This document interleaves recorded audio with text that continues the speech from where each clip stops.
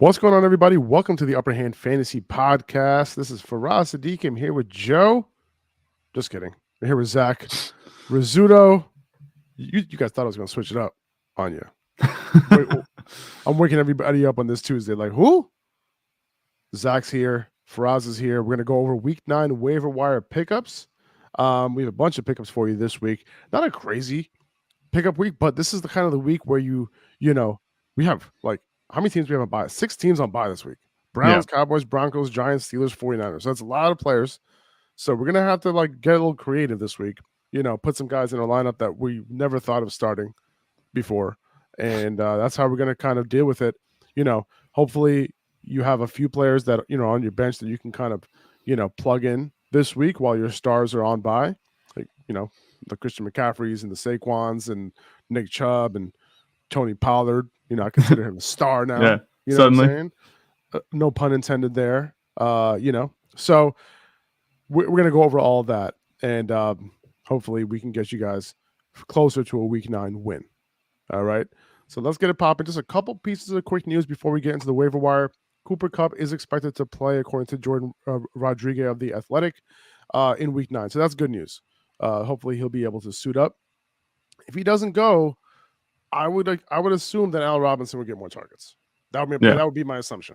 I don't know if that's a big assumption or not, but I think he could be played as a wide receiver 3. I think he can. I think that's 100% fair, and he's actually been coming on a little bit better these past 2 weeks that he's played. Obviously, had the bye in Week 7, so it hasn't been the past 2 weeks overall. But in the past 2 games that he's played, he's been serviceable for fantasy, which is not what he was before. I think that he's starting to kind of mesh into this offense a little bit more than he was at the beginning of the season. If Cooper Kupp would miss time, I feel like he might actually be a decent receiver. I'm not sure how many people have him. A lot of people dropped him, but he's had 2 solid weeks now to, put us to shame. We said that it was time to drop Allen Robinson. A lot of people said that, it looked like things weren't going to go well for him, and he's actually turned in 2 respectable performances in a row. And against decent defenses, the Niners aren't any joke, and the Panthers weren't either. They got the Bucs coming up this week. I think that if Cooper Kupp misses time to Allen Robinson, he might be in line for a pretty decent day. I wouldn't be surprised if he got a touchdown. I wouldn't be either. Rachaad Bateman, he's going to be out for a few weeks. So we have Devin Duvernay on here as one of our waiver wire pickups. Any interest in Demarcus Robinson, or are we only really worried about Devin Duvernay here? I'm not too worried about Demarcus Robinson right now. He catches a few nice intermediate passes a game, but it's not really enough to be fantasy relevant. The target share isn't really there. We saw what he did with Rachaad Bateman out before. It wasn't anything that was, jumping off the page. He wasn't like a screaming waiver wire ad, and he didn't increase his value very much. I don't think it's going to be any different this time around. It's too bad that Rachaad Bateman is down again. We would like to see a little bit more consistency from him, non-injury from him, but it happens as part of the game. I think that if you're going to target anybody, it's Devin Duvernay, because throughout the whole season, even though, the targets have come and gone, it seems like Devin Duvernay is a nice, consistent target for Lamar Jackson. And Lamar Jackson throws to him the most, I think, of any of the other receivers outside of Rachaad Bateman. Mark Andrews' shoulder injury isn't considered serious, but you never know. Isiah Likely is on our waiver wire list today as well, so he should be picked up. If last week no one started Isiah Likely because Mark Andrews was active, right? And if he wasn't active, then you would have got a ton of fantasy points because he killed it. Every time he gets opportunity, he does his thing, and he is going to get some more opportunity. Even if Mark Andrews doesn't miss, maybe they end up using him a little bit more. Maybe they run some more 2 tight end sets. With given the fact that Rachaad Bateman's going to be out for a little bit, right? Like, what are they going to do? They have to help Lamar, in some way, because without Bateman, Lamar Jackson's numbers did go down, and this offense struggled a little bit, because they were able to kind of key in on Mark Andrews, even though Mark Andrews was kind of able to do his thing for the most part, regardless. But yeah, I think Isiah Likely should be picked up, even if we know, once like let's say Mark Andrews gets a full practice on Thursday, I might hold on to him just to see how they deploy him. If I have the roster space. Yeah, with Isiah Likely, I call him like the one tight end handcuff in the league. Because it's not really often, a tight end goes down, the guy that's replacing him has the type of upside that Isiah Likely has. That's the case. Isiah Likely is really just a wide receiver in a tight end's frame. He's a very good pass catcher. He's very athletic, and especially after the catch. And I think you hit on that in the rookie kit, coming out. That was one of the things that jumped out to you was the athleticism that he had. with Mark Andrews, being banged up a little bit, I wouldn't be surprised. And Rashad Bateman being banged up, I wouldn't be surprised if Isiah Likely got a few more looks in the passing game if he was on the field more running some routes. Because at this point, who else are you going to throw to outside of Mark Andrews? We know we just said about Devin Duvernay. He's not so much a talent as he is just, a receiver to throw to. You got to throw to somebody, and he's on the field. He's your de facto wide receiver one right now. I mean, Demarcus Robinson, I haven't been very encouraged by the way he plays. We just talked about that a little bit. But I think if anybody's going to, kind of break out from this Rashad Bateman injury, I would probably say it's going to be Isiah Likely if they use him more in, like you said, the 2 tight end sets. I would say so. All right, let's go get right into our waiver wire pickups. At number 1, we have Rondale Moore. Yeah.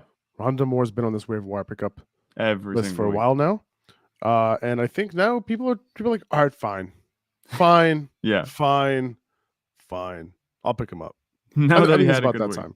Yeah. Now that he had a good week, listen, like Rondale Moore, all he needed was some more snaps in the slot, especially with DeAndre Hopkins back now, he's at the point where like he's going to continue to get targets out of the slot with DeAndre Hopkins playing on that left side.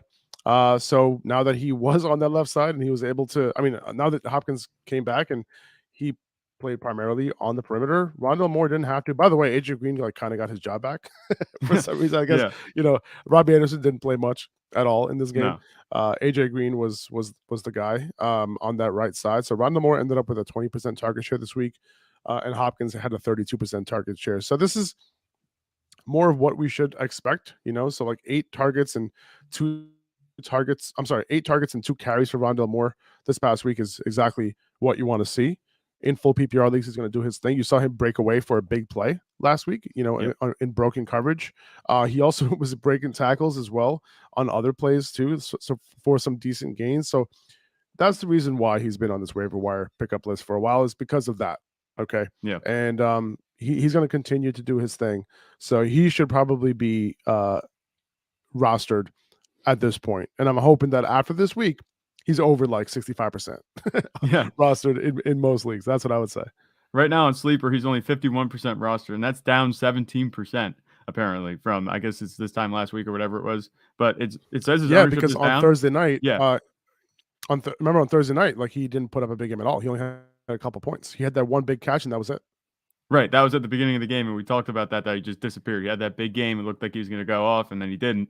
But it also probably has to do with DeAndre Hopkins coming back. But it looks like he's going to be able to produce regardless of whether who is lining up opposite of him on the other side of the field. Like DeAndre Hopkins, he's obviously a very good receiver, and he's, come back and got some massive target share in these 2 games that he's played. But, it can't all go to DeAndre Hopkins. Rondale Moore, we kind of had him picked out as the guy, be getting those targets to complement the DeAndre Hopkins and the Marquise Brown.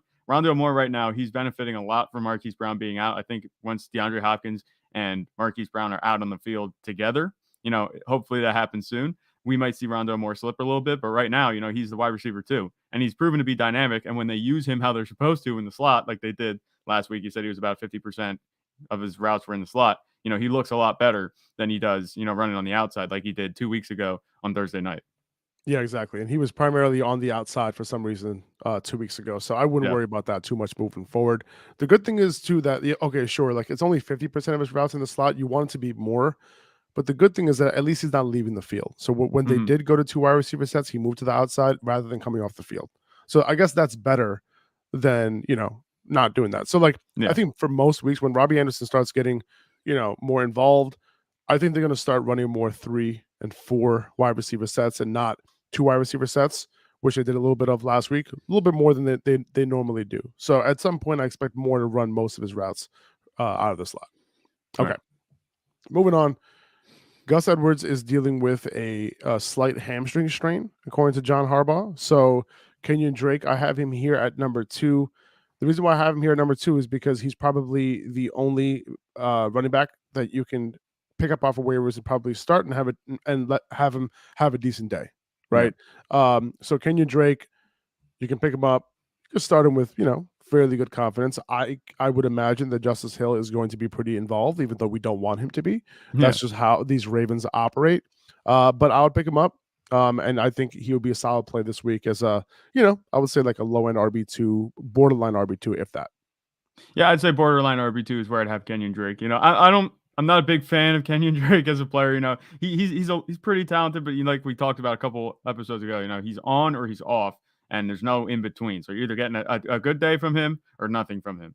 I think in this Ravens backfield, you can count on a running back to rush for a touchdown.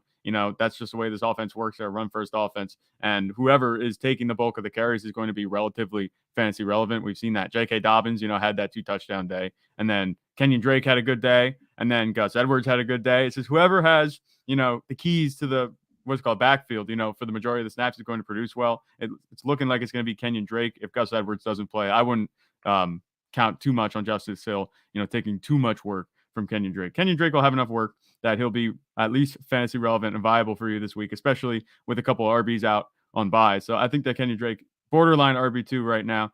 I don't see his ceiling being much higher than that. His floor is relatively low, but in a pinch, he can get it done for you. Yeah, during the bye weeks, he would be a blessing to grab him if you need a running back.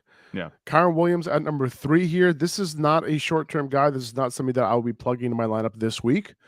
Mm-hmm. But, when he does come back, I would assume that he's going to be a big part of this backfield. We saw what this backfield looked like last week on the Rams. Like, there is no clear guy, unfortunately. Okay, if you had Darrell Henderson, you were like, all right, well, we have Cam Akers out the way. Darrell Henderson, RB1 season, but no. Ronnie Rivers. Only 41% of the snaps for Darrell Henderson. He was out-touched by Ronnie Rivers, or opportunityed by Ronnie Rivers. Ronnie Rivers had 12 opportunities in this game, 8 carries, 4 targets, and Henderson only had 6 total opportunities. Malcolm Brown was the one who was getting the goal line carries and goal line snaps. So not great. Okay, so when Kyren Williams comes off of IR, by the way, he was activated off of IR, right? So that means that he's in his 21-day practice window right now, and the Ravens can activate him at any point over the next week or two. Okay, so he's somebody that I want to stash right now, because when he does come back, it's very possible that he's plugged right in as maybe the best running back in this backfield. That is his ceiling. Yeah, a couple weeks ago, we would have said that there's no way there's room for a Kyren Williams in this backfield. A couple weeks ago, Cam Akers wasn't on the trade block and he wasn't disgruntled. Darrell Henderson was doing his thing. He was actually taking work from Cam Akers that we thought Cam Akers should be getting. Now this backfield's completely wide open. There's no clear RB1 in this backfield, even though I think Darrell Henderson has the talent to be that. It doesn't seem like the Rams are content with giving him that.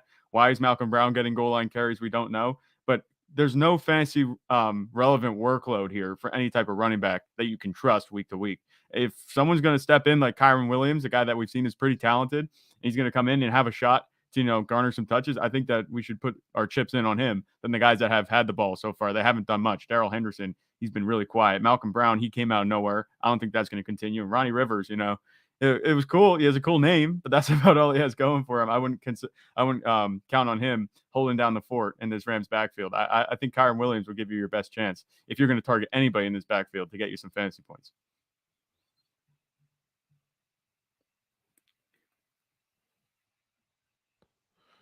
We have Rachaad White here at number 4, way, way, way under rostered. Yeah. Like 30% rostered on some platforms. Are you guys kidding me? Once again, have we learned nothing? Have you learned nothing? I would assume most of the listeners here in this community is probably rostered Rachaad White. So maybe I'm preaching to the choir. It's very possible. Like everyone who's listening to this, like, guys, I have him rostered. I promise. No, I hear you. Send us your screenshots. We need to see this. But yeah, no, he's also a long-term hold, right? He's not somebody that I'm picking up to start. You can start him if you're like really desperate. There's no running backs in the wire. You're like, all right, well, let's hope. This is the Tampa Bay, offense where Tom Brady likes to check it down to his running back. So you know what? He did have more receptions than Leonard Fournette this past week. So he's like, you know what? Let me throw him out there. Maybe he gets a couple of catches and gives me 7-8 points in a PPR league, right? Like just to give you a couple points. But this is really a pickup where he's one of the best stashes in the league winning pickup, a league winning player if Leonard Fournette were to go down. He's been looking good. So there is a chance that, the distribution of snaps and touches kind of gets a little bit closer. It is possible because this offense needs a spark right now. Like they're not looking amazing. So Rachaad White could be that guy. He's just somebody that, ticking time bomb type of player that you should have in your bench period. Yeah, no question about that. It looks like on Sleeper he's up to 47% roster, so it's moving just a little bit. We're influencing it just a little bit, but with Rachaad White, like you said, he's a ticking time bomb. If anything would happen, Leonard Fournette, and I don't even know. Maybe in these next couple of weeks, if the Bucs continue to struggle, like you said, the Buccaneers' offense needs a spark. Change can often bring that about, and that would be Rachaad White, kind of stepping in and being more involved in this offense. If there's one guy that they're underutilizing right now that could contribute, even with Leonard Fournette in the backfield, I think it's Rachaad White. If they can get him involved in the passing game in these next few weeks as it gets down to crunch time. Right now, it's really crunch time for the Bucs because they're 3-5. Is that right? They're 3-4, and they need to do some winning. They need to do some producing on offense, which they haven't been able to do in these past few weeks. If Rachaad White would happen to get some more touches, you'll be kicking yourself if you don't have him on your team right now. Yes, sir. That's right. Justin Fields, I have at number 5 here. Why are we picking up Justin Fields? Is he at the point where we could be starting him in our lineups as a QB1? He is 100% at the point where you could be starting him as a QB1, especially with 6 quarterbacks on bye. Like we said, 6 teams. And not just because of the bye weeks it's not just because of the bye weeks that we should be starting Justin Fields. Justin Fields is looking like the dual threat that we wanted him to be. He has the run game working for him. He can lean on Khalil Herbert and David Montgomery, which makes things easier for him to be efficient as a passer, which we saw last week. He had 2 touchdowns. He's not turning the ball over. He had a rushing touchdown. He's looking like now premium Daniel Jones. He's just a little bit better as a passer right now in this offense, it seems like, than Daniel Jones is in his, and he has the rushing upside. I'd argue a little bit more. I think that Justin Fields should be starting in lineups, until further notice. He's had 3 straight very good fantasy performances, especially in an offense that, wasn't looking too good the first few weeks. But these past few weeks has come on. They've figured out how to make the most of Justin Fields' skill set. If this continues, he's torn up 2 very good defenses in the Patriots and the Cowboys. So he's got a pretty good matchup this week, I think, coming up. I forget who the Bears play exactly. They play Miami. Oh, yeah, that'll be a high-scoring game. So I would trust Justin Fields as a QB1 this week without a doubt. It looks like he's getting it together. Bye-bye, Ohio State quarterback curse. I think Justin Fields, he's looked like the best second-year quarterback this season. If he's not on a roster, I'd pick him up immediately. Justin Fields is somebody that you can pick up right now, and hope for that upside that we've been hoping for from him as soon as he was drafted. Right, we knew he was a dual threat. His accuracy coming into the league was one of the best, but then he had accuracy issues, lately. So he's getting better at that, and that's part of the reason why we have Darnell Mooney at number 6 here. But real quick, Michael in the chat is asking if we could drop Brady for Justin Fields at this point. He already has Tua. He has a quarterback that he's starting right now that he could kind of depend on with some weapons. But for me, the answer to this question is definitely yes, because I don't think Brady provides the type of upside that Fields provides at this point. So I'm easily doing that personally. A million times, yes, we're going to do that 100%. This is rushing upside with Justin Fields is ridiculous compared to, Tom Brady. And usually you'd say, okay, Tom Brady, it feels wrong because of the name value that Tom Brady has. We know that he could be a good fantasy quarterback. In the past 2 years in Tampa, he's been very good, but this year it's just not coming together. It looks like Justin Fields, I'd take the rushing upside of Justin Fields than the floor of Tom Brady any week. And that's the way you should really be playing fantasy. You want to shoot for upside over a floor. Obviously it depends team to team, situation to situation. It can change, but if you have Tua as your one quarterback and Brady's just sitting on your bench, you have more value with Justin Fields. With Justin Fields on your bench than Brady, because Brady just has not been playing well, and Fields is on the come up right now. I think that he could continue to show out like he's been. I agree. Devin, Duvernay, and Isiah Likely, we have them at 7 and 8. Likely at 7, Duvernay at 8.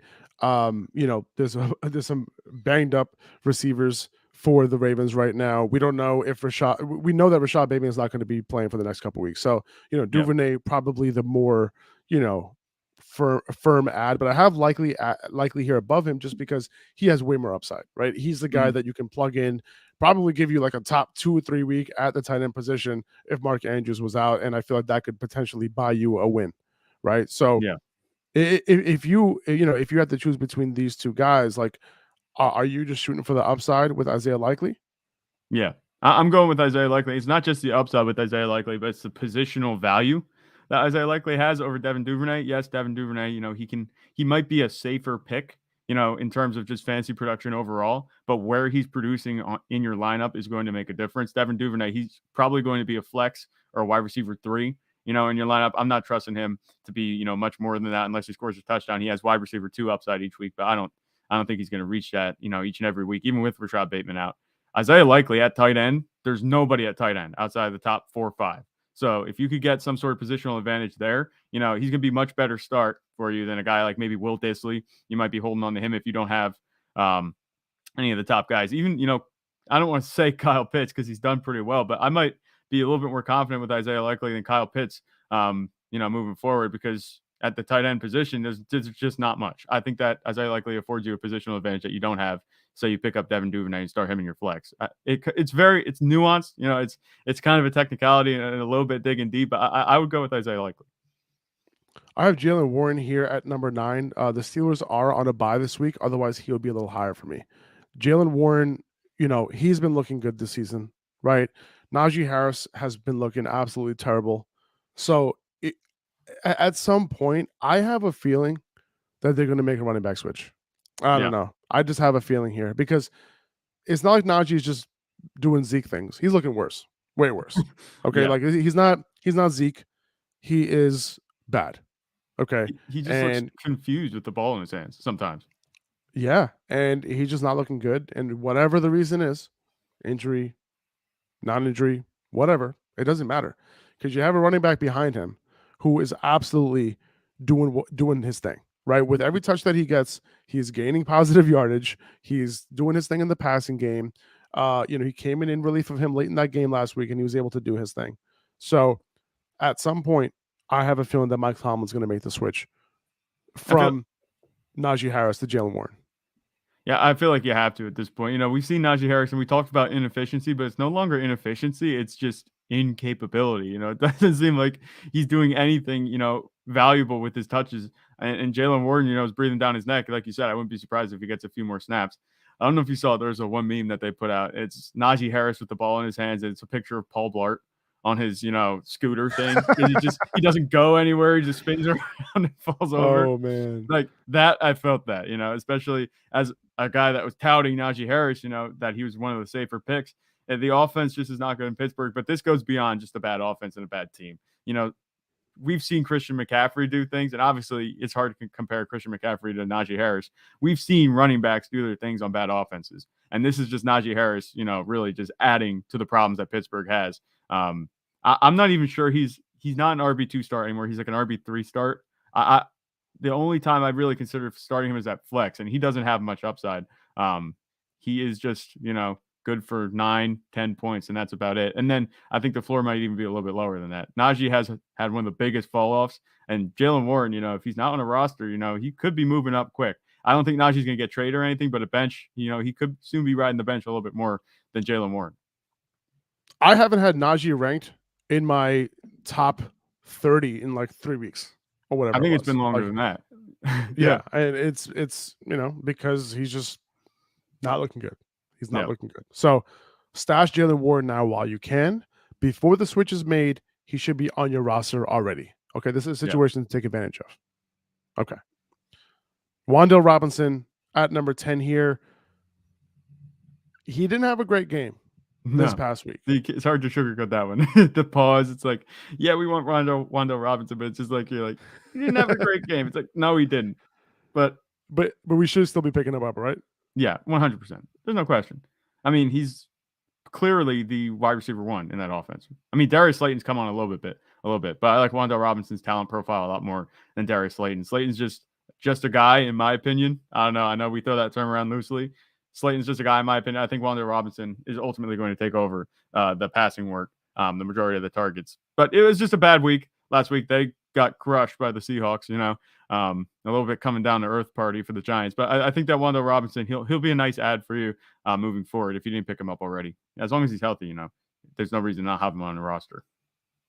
Yeah, no, I agree. It's one of those things where he didn't have a good week, but he's still the number 1, target most likely. Darius Slayton was able to do a little bit more than Wan'Dale, but Wan'Dale, he's running out of the slot on every play.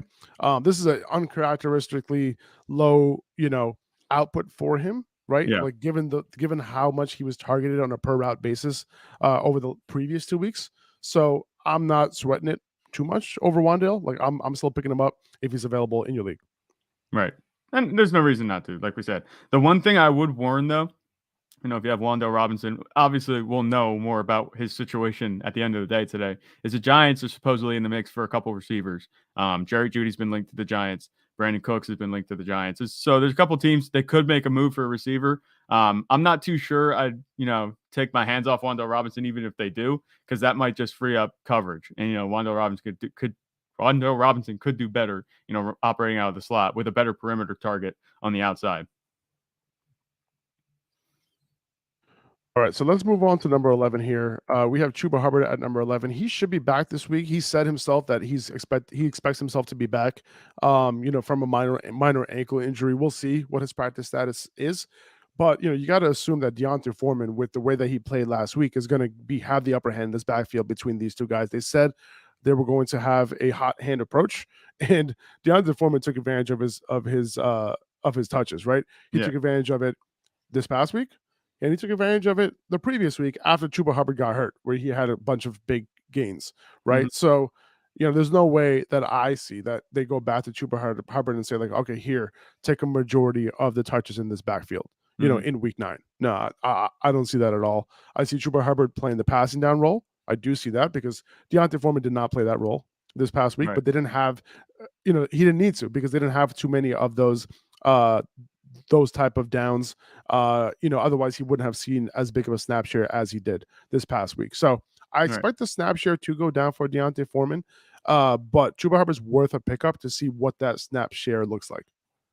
Yeah, I think that's a really good way to analyze it. With Chuba Hubbard and D'Onta Foreman, I think they're both pretty talented in their own right. They're very similar in terms of their talent, and I think they're going to be able to produce regardless of what their workload is.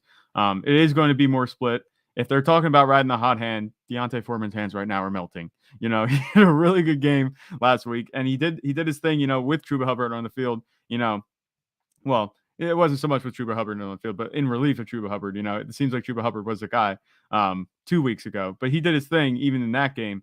He's very good at carrying the ball. He had the hat trick last week. There's no way that he doesn't earn a few more reps, moving forward. Chuba Hubbard can be a good pickup for you anyway, though. Maybe you could, I don't want to say you could buy or sell D'Onta Foreman. You might be able to sell D'Onta Foreman high. I'm not sure. We'll talk about that tomorrow maybe. But Chuba Hubbard's a guy that if he's sitting on the waivers, I'd pick him up because he should be able to get some work regardless in this offense. He's been in Carolina a little bit, and he did his thing with Christian McCaffrey out before D'Onta Foreman was even a thought, these past few seasons. So I wouldn't count out Chuba Hubbard. I think he's a good pickup. All right, moving on to number 12, we have Romeo Doubs here. Romeo Doubs, he was in the doghouse a little bit with Aaron Rodgers, right? Yeah. Christian Watson started the game ahead of Romeo Doubs. It was Christian Watson and Sammy Watkins starting the game. Okay. Yep. That has to be a direct reflection of Aaron Rodgers' feelings, right? Going into this week. However, he redeemed himself big time with that amazing touchdown catch, right? That was a really, really nice catch. Like it was a lot harder than it looked. Yeah. Right. But he made a big play. And I think, Aaron Rodgers was like smiling and laughing after that one. Like you can tell how Aaron Rodgers wears his emotions like on his face at all times. Right. 100%. And he has no poker face. No, and when Romeo Doubs caught that ball, he's like, "Ooh, baby, that's what I'm talking about." All that shit that I talked this week, it helped. And listen, it did, man. It did. And Romeo Doubs came through, as their leading receiver. So he should be picked up. Christian Watson has a concussion right now, and that's part of the reason why Romeo Doubs got so much playing time is because of Watson's concussion, apparently, right? Because Watson did start the game. So yeah, Watson caught a ball right at the start of the game, got concussed. Hopefully he'll be all right, but he might miss this week, right? And if he misses this week, you can plug in Romeo Doubs right into your lineup as, I would say, low-end wide receiver 3. Yeah, that's where I'd put Romeo Doubs, but it is good to see that, Aaron Rodgers, that touchdown pass, I think did, instill a little bit more confidence in Rodgers, in Doubs again, to kind of getting that chemistry back together. Even though the Packers lost the game, I think this was a much better outing for the offense overall because the receivers were catching the ball. It wasn't just the Aaron Jones show in the passing game, which it seems like, I didn't expect the Packers to win this game, but I think that the offense did themselves a lot of favors in this game by looking just competent against a very good Bills defense. I think it could get a lot better moving forward. Aaron Rodgers, he's still a good quarterback. He said he wears his emotions on his face. He was talking crap about Romeo Doubs this week. I think that's what they said. I heard like a report that he was targeting Romeo Doubs when he said that certain guys need to have their snaps cut. Maybe that's the case because maybe that's why Romeo Doubs started, behind Christian Watson. But as long as Christian Watson's out, someone's got to catch a ball from Aaron Rodgers. I think Romeo Doubs, he'll be he's like a pinch hitter. He'll be able to do it get it done for you these next few weeks moving forward. I'm not sure. I don't think his upside's exactly what we hoped it would be a couple weeks ago, when they first started playing and the hype was surrounding his name, but he can get it done. He's serviceable. We have Josh Palmer at number 13 here. Yeah. Now, Mike Williams is going to be out for a few weeks, right? Mm-hmm. So what do you think Josh Palmer's role is going to be while he's out? I think he's not going to be the talent, obviously, that Mike Williams is, but he's going to step right into that workload. We talked about Josh Palmer being a guy that you could add with Keenan Allen out, and then Mike Williams was starting alongside him. Now, Keenan Allen's supposed to be back, right, this week? So that's the hope. Yeah. Yeah, the hope. I mean, that's been the hope the past few weeks that he should be back. But he's coming off the bye. I think Keenan Allen's going to be back, and Josh Palmer should be able to operate as a nice wide receiver too, to Keenan Allen's wide receiver 1 in this offense. Hopefully the bye week does work some wonders for Justin Herbert, and the offense looks a little bit better than it has been. It's not just the Austin Eckler show because he's been doing all the work for the offense. He's been doing the heavy lifting, which isn't a problem. We like to see Austin Eckler do his thing. But if we need to get somebody involved, I think it's going to be Josh Palmer in the Chargers offense, and he could have a nice floor for you these next few weeks, assuming Mike Williams is going to be out that long. We're not sure how long he's going to be out. I don't think exactly. But, as long as he's out, Josh Palmer should be a pretty good start for you moving forward. Well, they said that he's going to be out for at least 4 weeks. Okay. Mm-hmm. I'm not sure if they were including the bye week or not. Yeah. But, it could be longer, right? It could linger more. Like, if they're already declaring this high ankle sprain as a 4-week injury, it could be more than that, right? That's and I wouldn't be surprised if it was. Yeah. So Josh Palmer right now could be somebody that you pick up and you start, right? Like right away as a potential wide receiver 3. Now, the good thing is that he's going to step into right into Mike Williams' spot, right? Yeah. And that's kind of what the hope is there. Before, what was happening was that when Keenan Allen was out, Mike Williams would be on the field, Josh Palmer would be on the field at the same time on the perimeter, and then you had Jalen Guyton playing the slot in most of these games without Keenan Allen. Right, early on, it was Palmer in the slot, and they kind of switched it up. So now the primary perimeter wide receiver is going to be Josh Palmer instead of Mike Williams. You know what I'm saying? So it's a little bit different now when Keenan Allen was out of the game. So Josh Palmer's going to be playing a different role. He's going to be looked at differently, right, as that primary outside guy. And Austin Eckler said it himself. He was on Reception Perception podcast, from Matt Harmon. By the way, that's a great podcast. You guys should check that out. But he was on that podcast, and he basically it wasn't the Reception Perception podcast. It was the Yahoo Fantasy Forecast podcast. I'm sorry, with Matt Harmon. He has 2 podcasts. The guy's an animal. But he said, hey, listen, who should we pick up, right? And he said, hey, Josh Palmer's the guy. He also said it on Matthew Berry's show as well on NBC Sports Edge, basically saying like, hey, who should we pick up? He said, hey, it's going to be Josh Palmer because he's kind of stepping into Mike Williams' role. Yeah. So I think Josh Palmer is definitely somebody that we should be picking up. Maybe we should move him. Maybe the way we're talking about him, I feel like we should be moving him up a little bit. Maybe. I think so. There's your little insider trading. Who would you rather pick up this week, Josh Palmer or Romeo Doubs? Josh Palmer, I think. I mean, Romeo Doubs. Josh Palmer or Wan'Dale Robinson? I'd go with Wan'Dale Robinson. I think that's okay. Just me, just because. So it seems like Romeo Doubs, Josh Palmer's in the right spot. Yeah. I would you rather pick up Josh Palmer or Devin Duvernay? I think Devin Duvernay. Okay, because he's like the de facto wide receiver 1 for the Ravens. Obviously it's not an excellent passing volume offense, but I think that he has a safer workload than maybe Josh Palmer. Even though Josh Palmer is going to be wide receiver 2 and he has Justin Herbert throwing to him, I think Devin Duvernay, he's been getting it done a few weeks this season already. Josh Palmer's his ceiling's been relatively limited, but he has a floor. Where Devin Duvernay, if he scores a touchdown, I think his ceiling's just a bit higher than maybe Josh Palmer. Yeah. Okay. We have James Cook here at number 14, And, he's another one. He's another one who we're talking about, like, hey, stash this guy at this point. I think we're at that point where we can start stashing James Cook. And that wasn't the case before the bye. Yeah. But now after the bye, so we have 2 straight weeks now of what's his name? Zach. We have 2 straight weeks now of Zach Moss being inactive. Okay, and James Cook is the primary running back behind Devin Singletary at this point, and he got a little bit of run in this game, right? He played, 25% of snaps, which is his season high. He had 6 opportunities, and on those 6 opportunities, he made it happen, right? 5 carries for 35 yards, 1 catch for 41 yards, right? So, like, the dude, this is the reason why we were high on him coming into the league. And he's somebody that at this point, if Devin Singletary were to get hurt, I think James Cook has massive, massive upside. And it also seems like they're kind of working him into the offense a little bit more.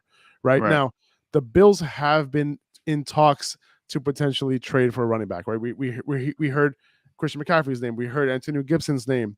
There was a couple other running backs that we heard, potentially being traded to the Bills.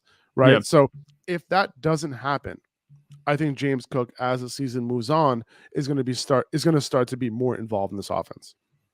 Yeah, I will know for sure James Cook's fate, in a few hours. But I think you're right. He flashed that receiving ability that we talked about, coming out, that he looked like he was going to be the nice receiving back that the Bills needed. And he was good on the ground too. He averaged 7 yards a carry. So it wasn't that bad.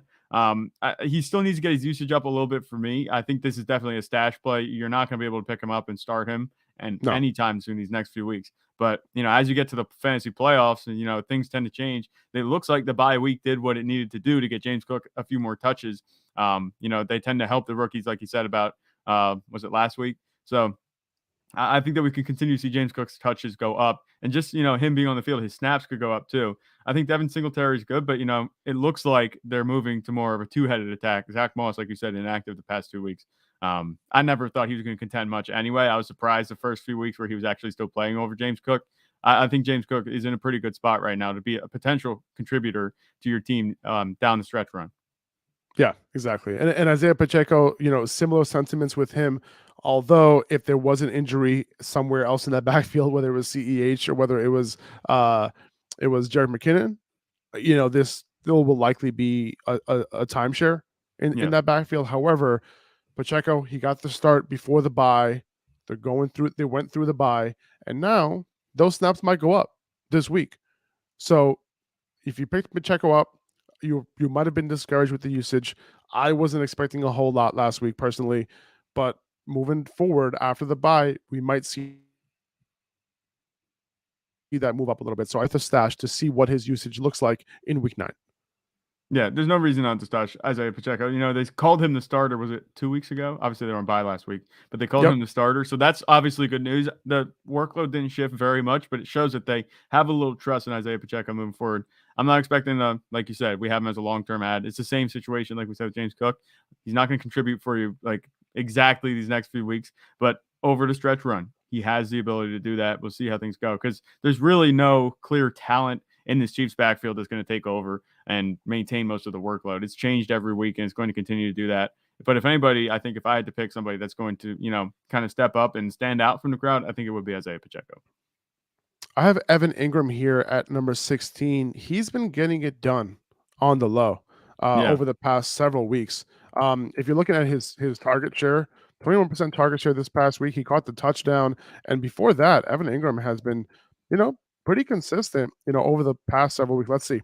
So last week, 4 for 55 in a touchdown. The week before, 4 for 67 on 7 targets. The week before, 5 for 40. The week before, 6 for 69 on 10 targets. So the dude's a tight end 1 moving forward. Maybe a top 8, top 9 tight end at this point, right? So someone that you should pick up if you need a tight end. I was able to use him in the bye, and he came through for me. So Evan Engram is somebody that you should pick up if you need a tight end, and you can potentially start him every week. And I wouldn't really consider him, dependent on the matchup either. No, he's not matchup dependent at all. He performed well against, Denver and New York, and they went out and performed just about the same against Houston. And Houston was not a high scoring game at all. If you recall, I think it was the game that finished, was it 6-3 or something like that? I remember it was a really low scoring game. between Houston and Jacksonville. But regardless of the matchup, you say, yeah, he's going to perform. He's going to get it done for each week. I think it's funny that we're calling a guy that's scoring like 9, 10, 11 points on a weekly basis, like a tight end one. It feels weird, but that's just the way things are in the NFL landscape right now. I think that Evan Engram, Trevor Lawrence clearly is looking for him, even over guys like Christian Kirk for some reason, which I think is a little weird. But if that's the way it's going to be, Evan Ingram's going to continue to get these targets, then yeah, he should be a starter. And if he's sitting on your waiver wire, there's no reason to let that go, because chances are you don't have a better tight end. Donovan Peoples-Jones, I have him here at number 17. He would be a lot higher if the Browns weren't on bye this week. Okay, just want to say that right now. Okay, Donovan Peoples-Jones, we've been talking about him every week too, and somebody that should have been picked up. Okay, last night, 4 for 81. The week before, 6 for 71. The week before, 4 for 74, 4 for 50, 5 for 71. Right. He had a couple bad games against Pittsburgh and the Jets, but I think he was hurt, if I'm not mistaken. And then week 1, he had 11 targets, went 6 for 60. So the dude is a big play machine. Okay, he's averaging. I'm looking at how many receptions, yards per target. He's at 9.1 yards per target. He's at 14 yards per touch. The dude is getting it done. Okay. Yeah. And when Deshaun Watson comes back, his ceiling goes up even more. Okay. Yeah. So somebody that is a short-term ad and a long-term ad, somebody whose value can go up further, right? This wasn't the best matchup for Browns wide receivers in this game against Cincinnati, but he got it done for you, right? And if you've been betting the props on the overs on receiving yards every single week with DPJ, you're winning a lot of money, and he's been winning me money, and that's why I love him. Yeah, I was going to say, not only is he performing for fantasy, but he's also winning you your picks, and the every single week. Pick 'em. Yeah, every single week. Doesn't matter how many catches he gets. He gets 6 catches, he goes for 71, 4 for 81. Like you said, he's like chunk yardage, master. Don't bet the over on receptions, just bet the over on yardage with Donovan Peoples-Jones. Yeah, that's what he's going to be. And people, I think you just mentioned, Deshaun Watson. People don't realize how close he is to returning. And that ceiling could be going up a lot sooner than people realize. I think he comes back. Is it 4 weeks out right now? This might be a nice spot. I'm not saying you have to go buy Donovan Peoples-Jones because he's probably sitting on the waiver wire. But if you go pick him up, that could appreciate very quickly over the stretch run. I think that you could end up having a nice receiver. And he's good right now. Past 4 out of the past 5 weeks, he scored over 11 points for you. And he's not getting like ridiculous amounts of targets. He is, like you said, a big play machine, and he's going to get it done, even with Jacoby Brissett at quarterback and Amari Cooper doing his thing. He had a good night last night. So he's not dependent on Amari Cooper having a bad night. He's going to produce, week in and week out. He's like the ideal flex play if you don't have any higher upside players. We have Greg Dulcich at 18. I would have him over Evan Engram, but the Broncos are on a bye this week. Yeah. So just keep that in mind. When you're picking him up, you can't play him this week. Okay. But he has upside. In his first couple games in the NFL, he's been getting the target share, he's been getting the production. And when a young tight end is coming into the league as a rookie doing that on an offense that isn't producing, you got to pay attention. Okay. So he's somebody that you got to pick up. If you need a tight end, Evan Ingram's not available to play this week. You can pick up Dulcich to play starting in week 10. That's how I would play it. Bye. I have Latavius Murray here at number 19. He's just a running back that you can kind of plug in if you need to. He gets goal line carries here and there. He's sharing the load with Melvin Gordon right now. Again, the Broncos are on a bye, so if you need a running back for, if you're just in need of a running back and he's available in your waiver wire, which he shouldn't be in most competitive leagues, but I did see him available in more than 50% of leagues on a lot of platforms. So pick him up, keep him on your bench. He doesn't have a ton of upside unless Melvin Gordon gets hurt, but he has 12 to 15 carries and a potential touchdown in him on a week-to-week basis right now. Yeah, and this is the type of workload you expect from any running back, that's working behind somebody else. This is a committee, even though Melvin Gordon is there, Latavius Murray is going to be able to get it done for you, I think, these next weeks moving forward. I'm not betting on him long-term. I think he's more of a short-term ad for me. I don't think that his ceiling is very high, and I'm not going to be, excited starting him in my lineup. But if I had to, I wouldn't be upset about it either. I think that he can get it done for you. Obviously, he's had 2 good weeks. 2 all right defenses. The Jets were playing pretty well last week. The Jags, they're in a lot of trouble this season, but at least the way it looked compared to the beginning of the season. But I think moving forward that, Latavius Murray, he could be he's a solid fantasy producer for you if you need him. I wouldn't be, excited about it though if I had to start him. No, I wouldn't be excited either. But if you're in dire straits, you gotta do what you gotta do. Same thing with Caleb Yeah. Huntley. I have him here as a short-term ad because he's if you need production at the running back position, obviously, if I had to choose between who I want on in this backfield as of right now, outside of Cordell Patterson, who by the way might be coming back soon, just keep an eye on that. Yeah. You want Tyler Algier over Caleb Huntley, but Algier isn't available on most waiver wires. However, it's a near 50-50 split between these two guys. Algier is the primary passing down back between the two.